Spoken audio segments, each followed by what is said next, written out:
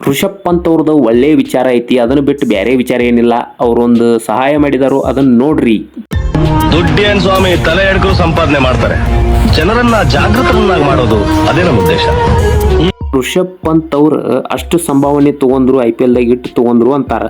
ಆದ್ರೆ ಅವ್ರು ಹಿಂದೆ ಇರುವಂತಹ ಕೈ ಸತ್ಯವನ್ನು ನೋಡ್ಬೇಕು ನೀವು. ಅಂದ್ರೆ ನೋಡ್ಬೇಕಂದ್ರೆ ಹಿಂಗೆ ಬಡ ವಿದ್ಯಾರ್ಥಿ ಬಾಗಲಕೋಟೆ ಒಂದು ಹುಡುಗಿಗೆ ಸಹಾಯ ಮಾಡಿದಾರೆ ಅವ್ರು. ಹೆಂಗಪ್ಪ ಅಂದ್ರೆ ಅಕ್ಕಿಗೆ ಅಣ್ಣಗಳು ಪರಿಚಯ ಇರ್ತಾವೆ. ನಂಗೆ ಕಾಲೇಜ್ ಫೀಸ್ ಕಟ್ಟಾಕಿಲ್ಲಂತೆ ಪಾಪ ಅಣ್ಣಗಳು ಕೇಳ್ತಾಳೆ.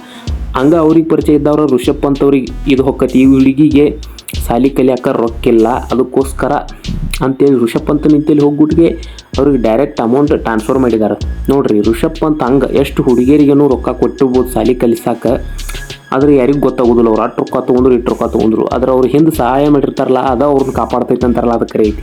ಅವ್ರಿಗೆ ಆಕ್ಸಿಡೆಂಟ್ ಆದಾಗೂ ಸಹ ಇಂಥ ಅವ್ರು ಏನು ಇದನ್ನು ಮಾಡಿರ್ತಾರಲ್ಲ, ದಾನ ಧರ್ಮ ಅಂತಾರಲ್ಲ, ಅಂಥದ್ದು ಅವ್ರಿಗೆ ಕೈ ಹಿಡಿತೈತೆ ಅಂತಾರಲ್ಲ, ಇದ ನೋಡ್ರಿ. ಅದು ಅವ್ರು ಮಾಡಿದ್ದನ್ನು ಚಲೋನೇ ಐತಿ, ಇಲ್ಲ ಅನ್ನೋದಿಲ್ಲ. ಋಷಭ್ ಪಂತ್ ಅವ್ರು ಹಿಂಗೆ ಮಾಡ್ಕೊತಾನೆ ಇರಲಿ, ಪಾಪ ಬಡ ವಿದ್ಯಾರ್ಥಿಗಳಿಗೆ ಬೆಳೀಲಿ. ನಮ್ಮನ್ನು ಈ ವಿಡಿಯೋದಿಂದ ನೀವು ಬೆಳೆಸ್ತಾರೆ ಅಂತ ಅಂದ್ಕೊಂಡು ನೀವು ನಮ್ಮನ್ನು ಬೆಳೆಸ್ತಾರೆ, ನಮಗೂ ಚಲೋನ. ನಾವು ಇನ್ನು 10 ಮಂದಿ ಬೆಳೆಸೋನು ನಮ್ಮ ಉತ್ತರ ಕರ್ನಾಟಕದೊಳಗೆ. ನಾನು ನ್ಯೂಸ್ ನೋಡಿದ್ದಕ್ಕೆ ನಿಮಗೆ ಭಾಳ ಧನ್ಯವಾದ, ಥ್ಯಾಂಕ್ಸ್.